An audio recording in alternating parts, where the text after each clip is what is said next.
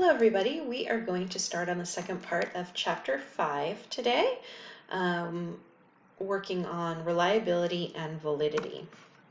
So, reliability is the consistency or repeatability of an observation. So when we talk about reliability and validity, we're typically talking about a scale or a questionnaire or a test that we use in a research study. So maybe it's an IQ test or a depression questionnaire. And one thing we want is to be sure that the questionnaire that we use or the test that we use in our research study is reliable, which means consistent, meaning it would give you the same results again and again. There are different measures of reliability. They don't all apply to every test. As a scientist, you sort of need to think about what measure of reliability would be important for the test that I'm using in my research study. So when we talk about reliability, again, referring to the consistency or stability of a measure, thinking about a ruler, that's a very reliable measure. If you use a ruler to measure a piece of paper and that piece of paper is 11 inches long, and then you measure it again with that same ruler, you're also going to get 11 inches. If I give the ruler to someone else to measure the paper, you'll also get 11 inches. It's a very consistent measure. And that's what we're hoping for our measurements, our psychological measurements that we use in our research studies. So 3 types of reliability that we'll be talking about today are test-retest reliability, Interrater reliability, and internal reliability. And we'll go through each of these. So test-retest reliability is the degree to which a test gives the same score over time. So the key here is this is reliability across time. That's the idea of test, retest. You test someone at one point in time, and then you retest them at a later point in time. The other key is we're talking about test, retest of the same person with the same test. So example, if I give someone an IQ test today, and I give the same person an IQ test in 6 months, you should get a very similar score. So this is the idea of reliability across time, where you're measuring something at least twice. So you're measuring the same test at 2 points in time on the same person, and you hope that you get a high correlation coefficient. You would actually correlate the 2 measures. You would say, well, on the first IQ test, this person got 100, and the second time I gave them the IQ test 6 months later, they got 102. You would expect, or you would hope, that the IQs would be very similar, given that nothing happened to the person between the 2 testings, meaning the person didn't have a head injury or a stroke or something like that. But especially with psychological measurements, you may not get the exact same score, the first test and the second test. For example, if you're testing IQ, well, one day the person may be a little more tired or a little distracted or maybe doesn't feel as well. And so the scores may not be exactly the same, but they should be pretty close. With test-retest reliability, longer periods of times are more impressive. If something is reliable over 6 months or over a year or 2 years, the longer the time that the scores are consistent, the more impressive. But of course there is an upper limit on time. For example, if I give someone an IQ test when they're 20 and I give them the IQ test again when they're 80, I don't know that I would expect the 2 scores to be similar, given that by the time someone's 80, they may have, their cognitive abilities may have decreased a bit, and so we wouldn't expect things to be exactly the same. Right? Or if I give a 2-year-old a language test and I give that same person a language test when they're 18, again, probably wouldn't expect those results to be very consistent. So there is an upper limit on time. The next type of reliability that we want to talk about is inter-rater reliability. We often use judges or raters to judge a behavior in a research study. And we did this in our cell phone study. You had to rate whether someone was a safe or risky crosser, and if someone was texting or not texting. You were observing and rating people's behavior. And when you do a large-scale research study, you often have more than one research assistant who's out there rating behaviors, and you want to be sure that the raters are consistent, inter-rater reliability, that everyone's judging, everyone who is a research assistant for a study is agreeing upon the judgment or the observation. So if we were at a corner and trying to decide if pedestrians were safe or risky crossers, and if I had 10 raters watching people cross the street, that when someone was a safe crosser, we would want all the 10 judges to be rating that person as a safe crosser. That would be inter-rater reliability. And if someone was a risky crosser, we would want everybody who was rating that person to be rating them as a risky crosser. But sometimes it's hard, and you need to have a lot of rules that people learn and practice to get your judges to be reliable. So this is reliability across two people measuring the same thing.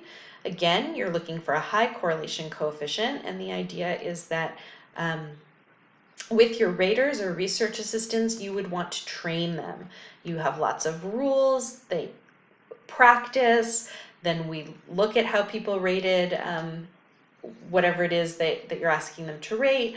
We look where they were similar, we look where they're different, we do more training, we do more practice, and then by the time that you start your research study, you're sure that people are rating these behaviors the same. Last type of reliability we'll talk about is called internal reliability, or it's often called internal consistency. And this is when you have maybe a questionnaire that has many questions on it, that participants provide a consistent pattern of responses. So if you're, let's say, looking at a depression questionnaire in your research study and you have 10 questions about depression, well, if someone was very depressed, then you would expect that they would have responses on all the questions that were somewhat similar, showing that they were depressed. So if the question was, I feel sad, they might agree with that. I feel hopeless, they might agree with that. And that you would see a consistent pattern in their scores. So this internal reliability is basically reliability across items in a questionnaire. So you're only testing the person once. This isn't like the test-retest reliability where you test someone once and then you test them again. This is with at one time, giving someone a questionnaire that maybe has a number of different questions on it, and you want to see that people's responses are similar. And then you correlate all of the items together and get an alpha coefficient showing how reliable or internally consistent the items are. The higher the alpha coefficient, the better. And I have an example here. There's a question, a 36-item health survey measuring different dimensions of health, and one of these dimensions is physical function. So they don't ask just one question like, how limited are you in your day-to-day activities? They actually ask 10 questions to see how someone responds to how their physical function is. And so when you have all of these questions, and this is again an example, how limited are you in these activities? If so, how much? And so they would be responding. Are you limited in vigorous activities such as running, moderate activities like moving a table, lifting or carrying groceries, climbing several flights of stairs, etc. So if someone is very limited in their physical activity, you would expect to see consistent results, that they're saying, yes, I am limited in many of these items. And if they are not limited in their physical activities, then they would be saying not limited to all of these. And you would want to see consistency. Now, certainly it doesn't have to be 100%. You could imagine that somebody might have trouble with running and lifting, oops, sorry about that, heavy objects, but no problem, and maybe moving a table and lifting groceries, but they're okay with bending, kneeling, or stooping. So you might see consistency, in many of the items. They don't have to be 100% consistent, but if you're getting answers all over the place, then the thought is that maybe you're not really measuring a single construct. Maybe you're measuring multiple constructs because people are giving you all different answers. So when you have a test of a single construct, you want to look and be sure that the responses are relatively consistent or similar. And you can look about, in journal articles very often, they will report the reliability. So in this case, it's looking at a satisfaction with life scale, and they have a number of scales that were looked at in this research paper, and they're providing the alpha coefficient, that's the internal consistency, the test-retest reliability measurement. So as you're reading research articles now, you might see some of this, and it's relating to the reliability of the status of whatever scale it is they're looking at. Now, validity is another concept that's really important. The idea of validity is your test or your measurement, like your IQ test or your depression scale, measuring what it's supposed to measure? So often in psychology, we're measuring abstract ideas, something like depression or anxiety or self-esteem, and there's not a clear-cut way to measure it. There's not a blood test that we can give someone and say, oh, your self-esteem level is 2.3, or your IQ, can't do a brain scan and from your brain scan be able to say your IQ is 111. We have to make these tests that estimate to best we can these constructs. And so validity is the idea of, are you really measuring what you're trying to measure? How accurate or correct is your measurement? How meaningful is your measurement? And there are, just like with reliability, that there are different aspects of reliability, there are different aspects of validity. So the first one is face validity. Face validity means it looks like what you want to measure. So if you look at this questionnaire, it's asking, over the past 2 weeks, how often have you been bothered by the following? Feeling nervous, anxious, on edge, not being able to control your worrying about different things, having trouble relaxing. Well, just by reading this, we can pretty much tell what kind of questionnaire this is. This is an anxiety questionnaire. So this is very face valid. It looks like what you want it to measure. It has an appearance of measuring anxiety. Now, face validity has good and bad points. You don't always want a face valid measure. This is an idea that you have to kind of think about. Do you want your measure to be face valid? In something like this that's very face valid, we know we're measuring anxiety, so it's easier for people to be dishonest, to lie, right? If they want to look anxious, you kind of know how to answer this questionnaire to look like you have a lot of anxiety, right? You would be answering 3s to pretty much all these questions. And sometimes people want to look like they are having a problem or a difficulty in some area for a number of reasons. Maybe they want medication, maybe they want extra help in some area, and so they want to make themselves look very extreme on whatever the measurement is. They can do that. And if you wanted to not look like you were having any problems with anxiety, you would also know how to answer this questionnaire. You would answer not at all. So being face valid allows people to kind of manipulate their answers if they want to. You hope they don't, of course, but they can. Whereas if you have a questionnaire that's not very face valid, where it's hard to tell what you're measuring, for instance, the Rorschach ink blot test. Probably seen some Rorschach items. You could Google and take a look.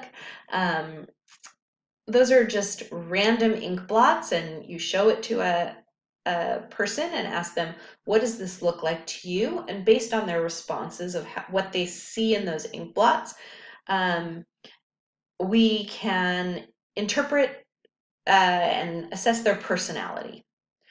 Now, that's very non-face valid. You wouldn't know how to answer that question of what do you see in this ink blot for someone to be able to kind of project a certain type of personality or not, because it's a very non-face valid measure. So in some ways that's good because no one knows how to respond or how to answer the questions, but you often have people who might get a little frustrated with tests that are not face valid. They might say to you, why am I doing this? What's the point? If they can't really tell why they're taking a particular test. Content validity, this is the idea of, does the measure cover the entire content of what you want to measure? Again, this is just something you think about as you're looking at a test or a questionnaire to be in your study. Does it cover the entire content of what you want to measure? So if I was doing a study on depression and I had a questionnaire and that only asked, do you feel sad? Well, that's an important part of the idea of depression, but there's a lot more to it. We haven't covered the whole content. And so we might want to also ask questions about, are you having any trouble with eating? Are you noticing any changes in your sleeping? How is your energy level? We would want more questions so that we cover the whole content of the idea that we're talking about or trying to assess. So content validity is quite important, and you want to look at your questionnaire and say, do I think this is content valid, or is it missing some important aspect of what I'm trying to measure? Face validity and content validity are subjective ways to assess validity. There aren't any statistical tests for this question. For face validity, you look at and say, does this look like an IQ test? Does this look like a depression questionnaire? Does this look like an anxiety test? It's really just a subjective judgment. And content validity the same. You'd look at it, the questionnaire or the test, and say, do I think I'm measuring the entire content of what it is I'm trying to measure? If yes, then that might be a good test to use in your research study. And if not, then you might want to say, I don't think this has good content validity. I'm going to look for another depression questionnaire that might assess this topic in a better way. Criterion validity, this is the idea of, does your test or questionnaire correlate with key behaviors? So if we give someone an IQ test, that should predict certain behaviors, like perhaps how well someone does in school. Typically, we see that people who have higher IQ scores do better in school, and people with lower IQ test scores tend to do less well in school. Now, of course, it's not a perfect correlation, but we would expect some kind of correlation between the test that we give and a behavior. If we give someone a work aptitude test questionnaire, that should predict work performance. People who score high on this work aptitude test should have better work performance. People who score lower on a work aptitude test should have lower work performance.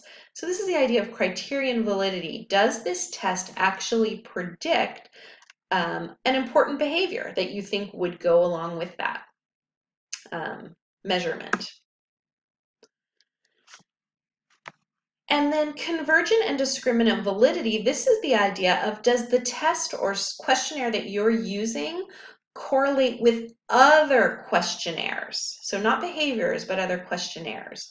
So for convergent validity, does the measure correlate with other measures that it should be related to? And discriminant validity, does the measure not correlate with other measures it should not be correlated to? Does the pattern make sense? And I have an example here. So if we have a new assertiveness questionnaire, that should correlate with, there should be convergent validity, converge with other measures of assertiveness. So if I make the Spilkin assertiveness scale, well, when somebody fills that test out, and let's say it says they are very assertive, then that should correlate if we give the person a different assertiveness scale. Maybe there's an older assertiveness scale that's been kind of used in the past. Well, if someone scores high on mine, they should score high on assertiveness on the other scale. If someone scores low on assertiveness in mine, should converge. It should be similar, that that person should also have low assertiveness on the other scale. And maybe correlate as well with measures of independence. People who are highly assertive on my questionnaire should also score high on measures of independence. Those are converging. Whereas discriminant validity, my new measure of assertiveness should not correlate with measures that are not at all associated with assertiveness. So IQ, right? It shouldn't matter. If everybody who scored high on assertiveness, on my new assertiveness scale, also scored high on IQ, and everyone who scored low on assertiveness also scored low on IQ, well, that doesn't make sense. There really should not be a correlation between assertiveness and IQ. And so maybe my assertiveness scale is wrong. Maybe I'm not really measuring assertiveness, I'm somehow measuring IQ. So I would actually expect no correlation between scores on my assertiveness scale and that same person's IQ, or scores on my assertiveness scale and scores of that same person on a depression scale. That's the idea of discriminant validity. So relationship between reliability and validity. We must have a measure be reliable, meaning it has to be consistent before we can even think about validity. So we first want to be sure we're getting a reliable or consistent result before we can think about validity. So reliability is necessary, but once you establish that something is reliable or gives you a consistent measure, you then have to see, well, is that a valid measure? Is it really measuring everything I want it to? Is it making sense? Is it an appropriate questionnaire in terms of, or a test in terms of the construct I'm trying to measure? So we start with reliability, being sure we're getting consistent results, and after that we start to think about, is the measure valid? And for example, you could look at this. If I had an ice cream test here, of the following flavors, which do you prefer? Think about it for yourself for a second. I know which I prefer. And if I were to tell you that whatever flavor you preferred correlates to your personality, so if you like vanilla, then this is you. You're a colorful, impulsive, a risk taker. Oh, sorry. And if you liked chocolate, you are lively, creative, and dramatic. My question would be, what do you think about that ice cream test? Do you think it is reliable, thinking about the aspects of reliability? And do you think it's, excuse me, valid? So you could think about that on your own, go through the different aspects of reliability we talked about and of validity. They don't all apply to this test, but think, would you assume this would be a reliable test? And what do you think about the validity? All right, thank you very much. And I'll talk to you when we have our next lecture. Thank you.